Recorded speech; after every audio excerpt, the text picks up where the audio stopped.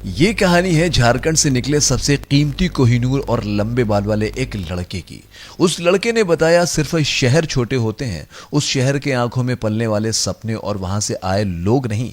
ये कहानी है एक ऐसे खिलाड़ी की, उस भरोसे की जब प्रेशर की कंडीशन में पूरा ग्राउंड और टीवी के सामने बैठे लोग टेंशन में अपना नाखून चबाते थे, तब भी वो अपने होश संभाले रहता था। उसके मन में हमेशा वही ख्वाब रहता था कि मुश्किल नहीं है इस दुनिया में, तू जरा हिम्मत तो कर, ख्वाब बदलेंगे हकीकत में, तू जरा कोशिश तो कर। इस लड़के की सबसे खास बात यह रही थी कि वो अपने वतन की उम्मीदें संभाले रहता था। दोस्तों, मैं उस लड़के की बात कर रहा हूं जो खड़गपुर का टीटी, रांची का माही और सीएसके का वास है। यह कहानी है most improviser cricket of the world, 22 गज की पट्टी का धुरंधर महेंद्र सिंह धोनी की, जिससे इंस्पायर होकर हिंदुस्तान के लाखों बेरोजगार बेपरवाह लड़के देश के अहम लड़के बने, जिसने बिना पंखों के हवा में अपना हेलीकॉप्टर उड़ाया, जिसके दिमाग और कदम मैदान में चीते से भी तेज भागे, जिसने जर्सी नंबर 7 को दुनिया में सबसे पॉपुलर जर्सी बना दिया। और जब उसने क्रिकेट से संन्यास लिया तो हिंदुस्तान के लाखों लड़कों ने क्रिकेट देखना छोड़ दिया। निडर था, उसमें जिगर था। ऐसे ही थोड़ी ना धोनी दुनिया का बेस्ट फिनिशर था जिसका अपना ही खेल था, अपने ही रूल थे। ऐसे ही थोड़ी ना धोनी कैप्टन कूल था। महेंद्र सिंह धोनी, जिन्हें प्यार से पूरी दुनिया माही भी कहती है। आइए हम सब जान लेते हैं धोनी के क्रिकेट जगत में अहमियत को। महेंद्र सिंह धोनी के दिलो दिमाग में शायद यही हमेशा रहता था कि कोई भी मुश्किल थका नहीं सकती, रास्ते की रुकावट गिरा नहीं सकती। अगर जुनून है जीतने का तो हार भी हरा नहीं सकती। 5 फुट 11 इंच के इस लड़के ने 7 जुलाई सन 1981 को रांची झारखंड में जन्म लिया। उस समय भारतीय राजनीति में अवसरवादिता का प्रतीक बनता झारखंड, नक्सली हिंसा से जूझता झारखंड, 50% से ज्यादा गांवों में बिजली के खंभे, तार और रोशनी की पहली किरण का इंतजार करता झारखंड, 1/4 गांव में सड़क पहुंचाने की राह देखता झारखंड, आदिवासी की पहचान की लड़ाई के साथ 15 नवंबर सन 2000 को बिहार से अलग होकर बने देश के 28वें राज्य की कुछ ये छवियां थी। दर्द भरी छवियों के अलावा एक झारखंड और भी था जिससे बाकी देश लगभग अनजान था। इतिहास के सुनहरे पन्नों में सन 1857 के स्वतंत्रता संग्राम से लगभग एक सदी पहले ब्रिटिश हुकूमत के खिलाफ विद्रोह का ऐलान करते बिरसा मुंडा का झारखंड, राजा जयपाल सिंह की कप्तानी में भारतीय हॉकी टीम के ओलंपिक में सुनहरे सफर का आगाज करता झारखंड, हरे भरे जंगलों के बीच इंसानी पहुंच से दूर खूबसूरत झरनों और दिलों को छू लेने वाले नजारों का झारखंड। और इसी झारखंड में 7 जुलाई सन 1981 को ऐसे शख्स का जन्म होता है जिसका एहसास न सिर्फ झारखंड को सुकून देता है बल्कि ये नाम पूरे विश्व में झारखंड की पहचान बन जाता है। कपिल देव जी कहते हैं, आई थिंक उससे बड़ा क्रिकेटर ही नहीं आया है जो उसने देश के लिए किया है। I think hats off him.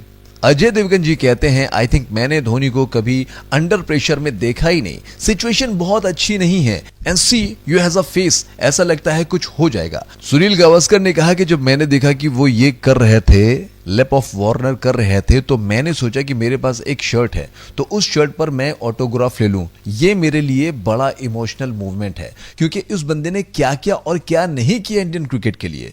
सुरक्षा के पार खड़े धोनी की एक झलक पाने के लिए प्रशंसकों में एक कहानी में टल जाती है। हसीना नसरीन जैसी महिलाएं धोनी को छू लेने भर के इशारे से 250 किलोमीटर की दूरी तय कर डालती हैं। एक लड़की अचानक ईडन गार्डन के गेट पर माही से लिपटने की कोशिश करती है और यह घटना पूरे भारत के टेलीविजन पर पूरा दिन दिखाने के लिए मसाले में तब्दील हो जाती है। माही को आईपीएल में बहुत ज्यादा नहीं, सिर्फ 2-4 गेंदें खेलते हुए देखने के लिए लोग पूरे मैच अर्थात 40 ओवर तक इंतजार करते हैं। और जब स्टेडियम में इस शख्स की एंट्री होती है तो लोगों की फ्लैश लाइट से पूरा स्टेडियम जगमगा जाता है। 15 नवंबर सन 2000 को जब बिहार से अलग होकर झारखंड बना, तब किसी ने सोचा भी नहीं था कि झारखंड के एक छोटे से शहर रांची से निकला और टीटी की नौकरी करने वाले एक लड़के के लिए दीवानगी की हदें सचिन, अमिताभ, सलमान और शाहरुख के स्टारडम को पीछे छोड़कर देश के युवाओं के लिए प्रेरणा और सफलता की कहानी बन जाएगी। एक एक्सपर्ट ने धोनी से कहा, आपको बहुत से लोगों ने भगवान जैसा माना है। हमें बचपन से बताया गया है कि आप ये सीखो, छोटों की रिस्पेक्ट करो, बड़ों की रिस्पेक्ट करो और सबको साथ में लेकर चलो। वो हमने सिर्फ पढ़ा है लेकिन दिखाया आपने। इससे ज्यादा हमें समझ में नहीं आ रहा है। अभी आपके पैर छुए, उससे ज्यादा कुछ नहीं था लाइफ में। और जिसकी पहचान पर झारखंड का हर युवा इतराकर बड़े गर्व के साथ कह सकता है कि माही नाम का ये महाकाव्य हमारे झारखंड की मिट्टी पर लिखा गया है। एडम गिलक्रिस्ट को अपना आदर्श और संजय दत्त के बालों से प्रभावित महेंद्र सिंह धोनी नाम के इस लड़के ने जब सचिन के साथ खेलने का सपना देखा तो झारखंड की धरती पर खड़ा होकर यह सपना देखना इतना आसान भी नहीं था। लेकिन जिस देश में रामेश्वरम के तट पर एक गरीब तमिल मुस्लिम परिवार में पैदा हुआ लड़का जब दिन भर अखबार बेचकर अपनी गरीब परिवार की आर्थिक मदद करता है और रात को एक छोटी सी शीशी में मिट्टी का तेल डालकर उसकी रोशनी के नीचे फिजिक्स की किताबें पढ़कर पूरे विश्व में भारत का झंडा गाड़ता है और डॉक्टर एपीजे अब्दुल कलाम के नाम से जाना जाता है, उस देश के किसी भी मिट्टी पर खड़ा होकर कोई भी बड़े से बड़ा ख्वाब देखना इतना मुश्किल भी नहीं होता है। माही का सचिन के साथ खेलने का यह ख्वाब तब पूरा हुआ जब घरेलू cricket Dilip trophy, Deoghar trophy और रणजी के रण से निकलकर 23 दिसंबर 2004 को महेंद्र सिंह धोनी का बांग्लादेश के खिलाफ अंतरराष्ट्रीय क्रिकेट में डेब्यू हुआ। पूरे बिहार और झारखंड की निगाहें अपने इस बेटे के कुछ अद्भुत पराक्रम का इंतजार कर रही थीं, लेकिन उनकी उम्मीदें तब टूट गईं जब अपने पहले ही मैच में माही बिना कोई रन बनाए रन आउट हो जाते हैं। क्रिकेट की दुनिया में दौड़ने का ख्वाब लेकर आए लंबे बाल वाला लड़का 22 गज की पट्टी पर अपनी पहली दौड़ नहीं पूरी कर पाता है। इसी तरह माही अपने दूसरे वनडे में भी असफल रहते हैं। 26 दिसंबर 2004 को खेले गए इस मैच में माही ने केवल 12 रन बनाए और इसी प्रकार अपना तीसरा वनडे मैच बांग्लादेश के खिलाफ 27 दिसंबर 2004 को ढाका में ही खेला और इस मैच में भी धोनी असफल रहते हैं और मात्र 7 रन बनाए। हालांकि यह सीरीज टीम इंडिया 2-1 से बांग्लादेश से जीत चुका था। इसी वजह से माही के इस परफॉर्मेंस से ज्यादा शोरगुल नहीं हुआ।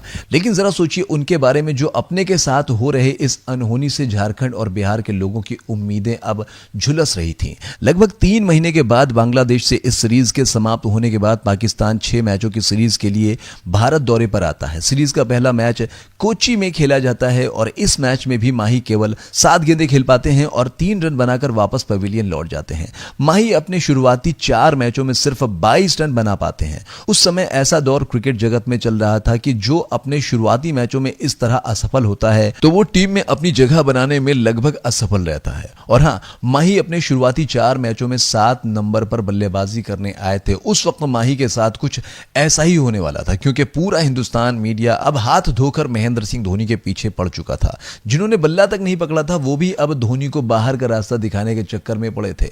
देश के कोने कोने में माही के खिलाफ और माही के टीम से बाहर कर देने की चर्चाएं हो रही थी। यहां तक कि धोनी को बाहर निकालने की भीषण चिंगारी मानो जंगल में आग का रूप ले रही थी। स्थिति यहां तक देखकर अर्थात माही के खिलाफ पूरे देश में यह माहौल देखकर बिहार और झारखंड के लोगों की आंखों का ख्वाब अब धुंधला होने लगा था। जिस ख्वाब में ये लोग अपनी मिट्टी के उस बेटे को इंडिया के लिए खेलते हुए देखना चाहते थे, लेकिन ऐसे कठिन हालात में एक शख्स ऐसा था जो अभी भी माही के फुल सपोर्ट में था। वो शख्स कोई और नहीं बल्कि टीम इंडिया के सेनापति बंगाल टाइगर दादा सौरभ गांगुली थे।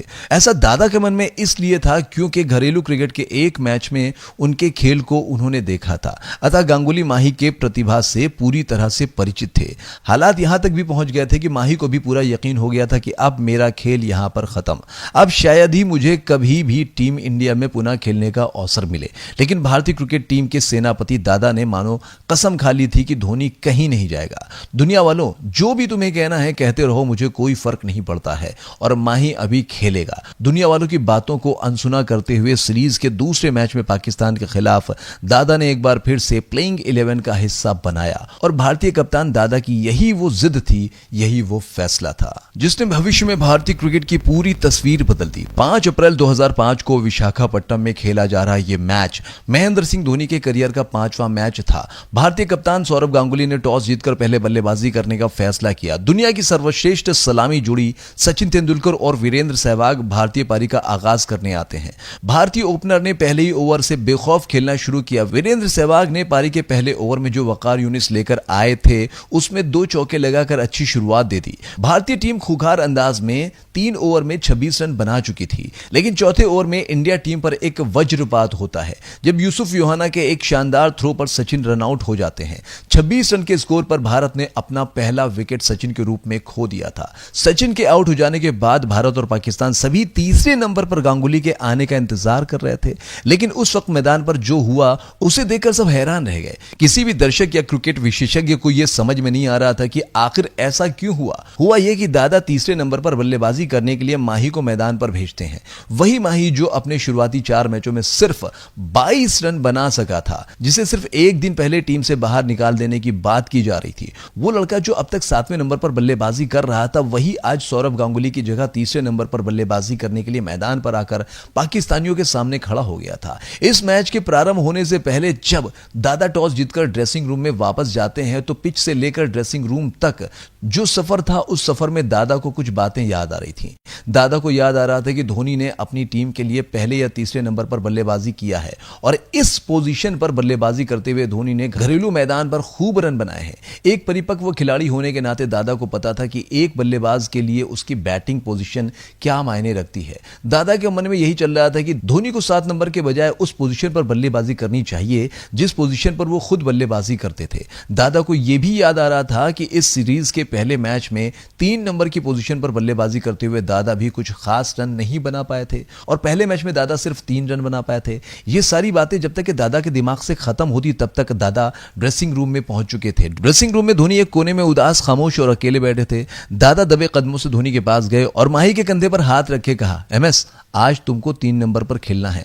दादा के इस फैसले पर धोनी को जैसे विश्वास ही नहीं हुआ और धोनी ने दादा से प्रश्न किया कि दादा आप किस पोजीशन पर खेलेंगे। तब दादा ने जवाब दिया, मैं कप्तान हूं, मैं अपना देख लूंगा। यही कारण था सचिन के आउट होने के बाद तीसरे नंबर पर बल्लेबाजी करने के लिए दादा की जगह पर धोनी मैदान पर था और धोनी के लिए उस दिन दादा ने अपनी पोजीशन कुर्बान कर दी। युवराज सिंह, सहवाग और हरभजन सिंह जैसे खिलाड़ियों को तराशने और तलाशने के बाद उस दिन झारखंड से निकले उस लंबे बालों वाले माही को भारतीय क्रिकेट का कोहिनूर बनाने के लिए दादा ने अपना सर्वस्व दांव लगा दिया। हां, उस समय दादा का यह फैसला सभी लोगों को बुरा लगा था, लेकिन लोगों को क्या पता था कि यह दिन, यह तारीख, यह समय, यह मैदान, दादा का यह फैसला, दादा की यह कुर्बानी, लंबे बालों वाला खिलाड़ी इतिहास में हमेशा हमेशा के लिए दर्ज हो जाएंगे। माही को देखकर पाकिस्तानी गेंदबाजों को लग रहा था कि यह तो सिर्फ 2-4 बॉल का खिलाड़ी है और वापस चला जाएगा, लेकिन पाकिस्तानियों को क्या पता था कि झारखंड से निकला कोयला भी आग लगाने की हैसियत रखता है और यह तो झारखंड की धरती से निकला साक्षात भारतीय क्रिकेट का कोहिनूर था।